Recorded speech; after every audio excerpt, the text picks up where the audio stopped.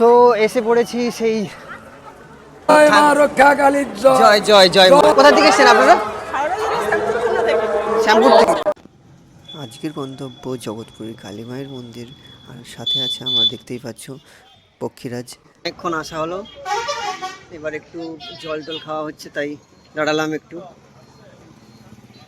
Hello, এখন এসে গেছি দাড়িবেড়িয়া।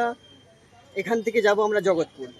এই যে মন্দির, শিব মন্দির দেখতে পাচ্ছ, এই শিব মন্দির থেকে ওই যে রাস্তাটা, ওখান থেকে আছে জগৎপুর, যেখানে নাকি 5 কোটি টাকার মন্দির হয়েছে। সো এসে পড়েছি সেই জগৎপুরের দীর্ঘ,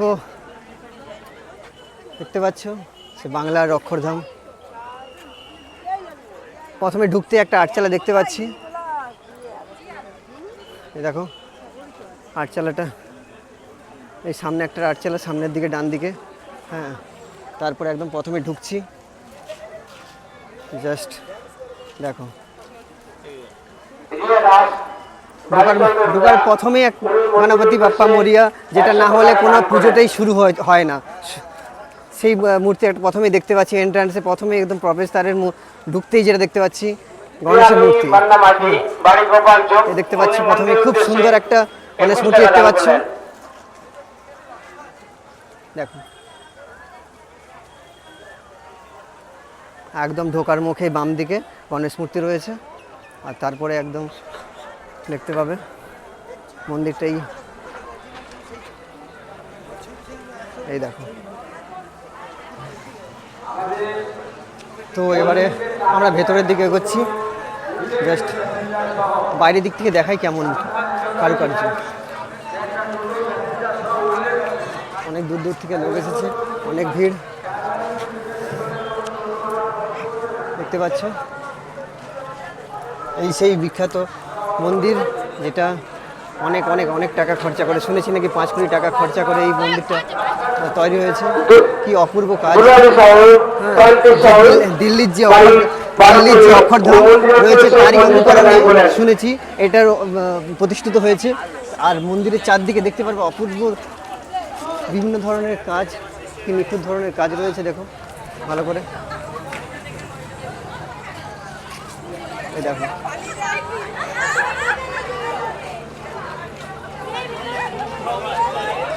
চারদিকটা ভালো করে দেখাই প্রথমে তোমাদেরকে। এই দেখতে পাচ্ছ খুব সুন্দরভাবে, এই জাস্ট প্রবেশদ্বার, এটা হচ্ছে প্রবেশদ্বার, মন্দিরের প্রবেশদ্বার এটা। অনেক অনেক দূর দূর থেকে লোক পুণ্যার্থী এখানে এসেছে, আমরা অবশ্যই জিজ্ঞাসা করে নেব। এই দেখো চারদিকটা ঘুরিয়ে দেখে দিয়ে ভালো করে, তারপরে প্রবেশদ্বার ঢুকবো। এই দেখো ভালো করে, কি অপূর্ব কাজ।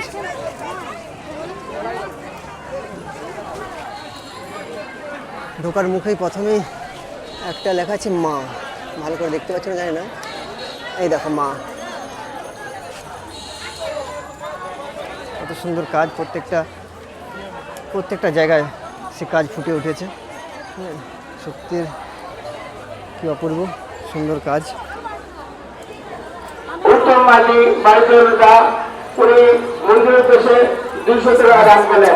প্রবেশের মুখেই দেখতে পাচ্ছ এই একটা সিংহ আর একটা সিংহ, হ্যাঁ মানে সিংহদুয়ার বললেই চলে।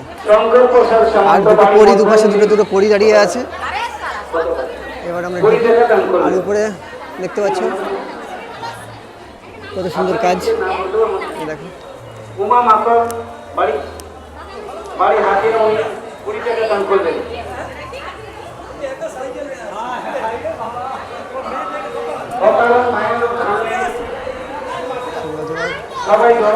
সামনে সম্ভবত এটা কাঠের তৈরি আছে, এগুলো সব সিমেন্টে করা আছে, কিন্তু সামনে দেখতে পাচ্ছ একটা কাঠের একটা ফ্রেম দিয়ে বানানো আছে। গেটটা সম্ভবত, এটা মূল গেট যেটা রয়েছে প্রবেশদ্বারের গেটটা, সেটা হচ্ছে যে কাঠের। এবার আমরা ঢুকছি,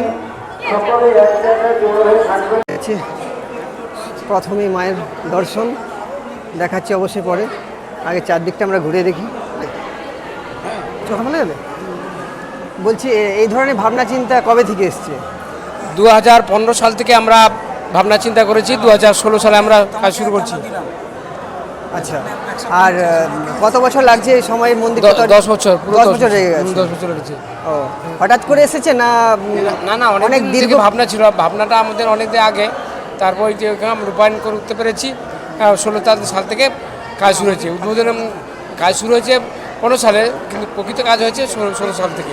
আচ্ছা, যারা হাওড়া থেকে আসবে, কলকাতা থেকে আসবে, তারা কিভাবে আসবে? কলকাতা থেকে আসবে মেছাদা, হ্যাঁ। মেছাদা হলদিয়াগামী তমলুক, ভায়া তমলুক, ওই বাসে আসতে হবে। দুটো মেছাদা দুটো বাস যায়, একটা হচ্ছে হাই রোড হয়ে, একটা লোকাল হয়ে। ভেতর থেকে তমলুক হয়ে, হ্যাঁ। তমলুক থেকে এসে শিব মন্দির নামবেন, সে দাঁড়িপাড়া শিব মন্দির, ওখান থেকে 3 কিলোমিটার উত্তরে আচ্ছা। এলেই জগৎপুর বলবেন। আচ্ছা আচ্ছা, আর হ্যাঁ বলুন। শিবপুর গেঁওখালি একটা ভ্যাসেল বা লঞ্চ চলে। হ্যাঁ। শিবপুর থেকে এলে সব থেকে হাওড়াগামী যারা আসবেন, হাওড়া থেকে শিবপুর হয়ে গেঁওখালি এলে এবার ওখান থেকে টোটো করে বা অটো করে এখানে আসা যাবে সরাসরি, নাহলে চৈতন্যপুর হয়ে ঘুরে চৈতন্যপুর হয়ে দাঁড়িপাড়া শিব মন্দিরে নেবেও আসা যাবে। আচ্ছা, আর বাৎসরিক অনুষ্ঠানটা তাহলে কোন ডেটে হচ্ছে?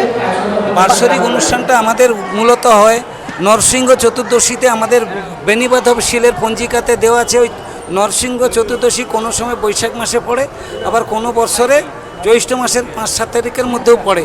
মোটামুটি এটাই হলো যে নরসিংহ চতুর্দশী পঞ্জিকাতে যেদিন লেখা আছে ওদিনই বার্ষিক পুজোটা আমাদের হয়ে থাকে।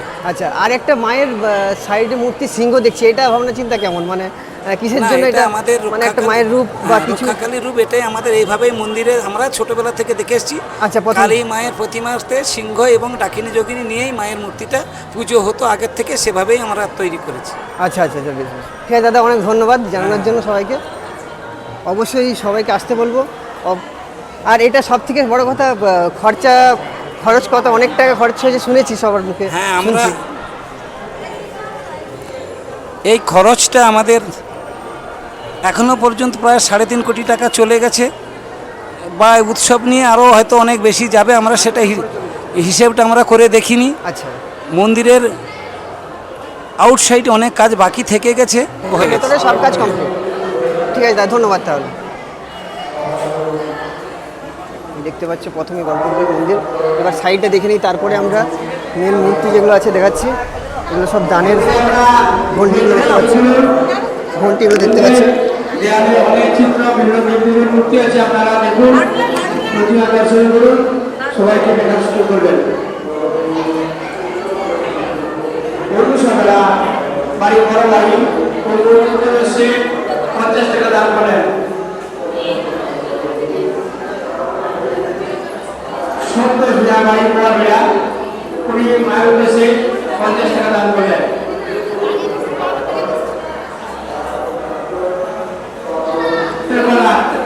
এখানে অনেক ভিড় হচ্ছে, দেখতে পাচ্ছি কত ভিড় হয়েছে। দূর দূর থেকে এই গ্রামের ভিতরে এত সুন্দর মন্দির দেখতে এসেছে। দর্শনার্থী মন্দিরে প্রবেশ করছেন। আপনারা প্রবেশ করছি, আপনারা মায়ের দর্শন সবাই করতে দূর থেকে অনেক এসছে, দেখতে পাচ্ছি। পেয়ে গেছি রোহিত মশাইকে, মশাইয়ের কাছে কিছু কথা শুনে নেব। এই যে প্রধান,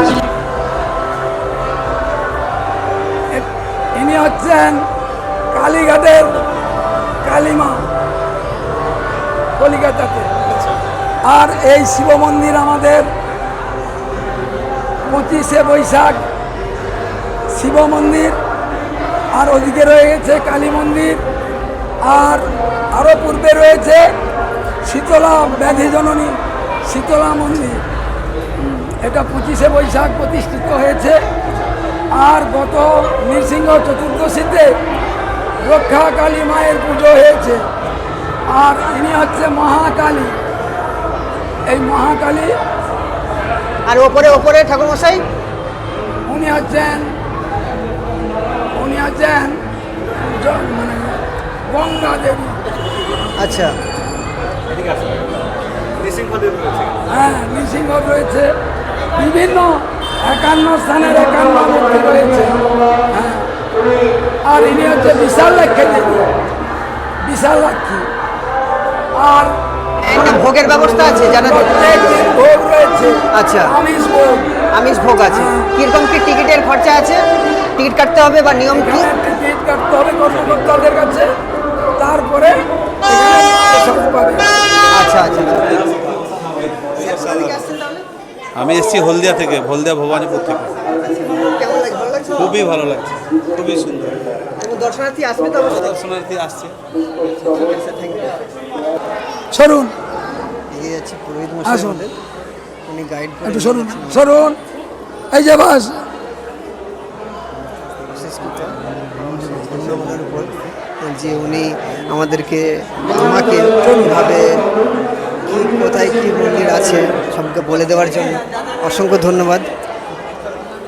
গর্ভগৃহে আমরা প্রবেশ করছি, গর্ভগৃহে প্রবেশ করছি এখন। ইনি হচ্ছেন রক্ষাকালী নামে খ্যাত। 175 বছর পূর্বে ইনার প্রতিষ্ঠিত করেছিলেন কৈলাস মিশ্র নামে, রামকান্ত মিশ্রের বড় ছেলে কৈলাস মিশ্র।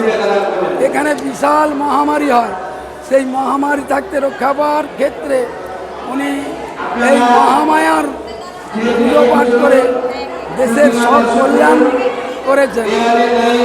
উনি খুব ধর্মপ্রাণ ছিলেন, মানুষ সজ্জনকে শিব জ্ঞানের জীব সেবা করতেন।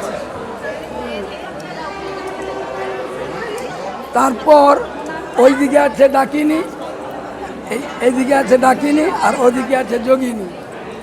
মা আছেন সিংহবাহিনী সবরূপ।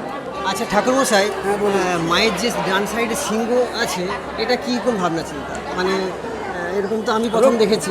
আমি তো- রক্ষাকালী হচ্ছে সিংহবাহিনী, এটাই হচ্ছে ওনার মূল। আচ্ছা রক্ষাকালী হ্যাঁ, সিংহবাহিনী। সিংহবাহিনী। আচ্ছা আচ্ছা, হ্যাঁ, উনি সমস্ত রক্ষা করতে পারেন। একদম। হ্যাঁ, সমস্ত কিছু বাধা বিপত্তি থাকতে জগতে সমস্ত মানুষের কল্যাণ করার জন্যে উনি রক্ষাকালী নামে খ্যাত। পুজোর সময়সীমাটা একটু বলে না, রীতিনীতিগুলো কি আছে? পুজোর সমস্যা। রীতিনীতি সকাল 7টা থাকতে 12টার মধ্যে পুজো পাঠের ব্যবস্থা করে দিচ্ছেন কর্মকর্তারা। আর এখানে নিত্য ভোগ, আমিষ ভোগ হয়ে থাকে, হ্যাঁ, মৎস্য মাংস, হ্যাঁ, এই পঞ্চমুখারের যে ব্যবস্থাটা রয়েছে সেইভাবেই পুজো পাঠ হয়ে থাকে। হ্যাঁ, বিবাহ এখানে হবে। সমস্ত কিছু গ্রামের যে সমস্ত কর্মকর্তারা রয়েছেন, আমরা শুনে নিলাম এখানকার ঐতিহ্য বা কিভাবে কি পুজো হয় না হয় সমস্তটাই জেনে নিলাম। হ্যাঁ, তাই তোমরা সবাই অবশ্যই আসবে এই মন্দির, মায়ের মন্দির দর্শন করতে।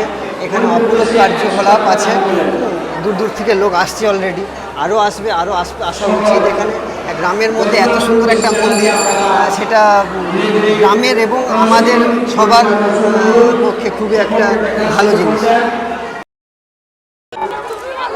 দেখতে পাচ্ছ কত সুন্দর সাজানো হয়েছে, অনেক দূর দূর থেকে লোকজন তো এসেছে। আমরা জিজ্ঞেস করে নিচ্ছি কোথা থেকে এসেছেন আপনারা? শ্যামপুর থেকে। তা কিসে করে এলেন তাহলে? কিসে করে এসেছেন? আচ্ছা, যেখানে আত্মীয় বাড়ি আছে। আচ্ছা, কেমন লাগছে, কেমন কি বলবেন, কি আসবে অবশ্যই তো? হ্যাঁ, এই জগৎপুরে আসবেন, কালী মায়ের দর্শন করবেন, খুব ভালো লাগবে। ঠিক আছে ঠিক আছে, ধন্যবাদ।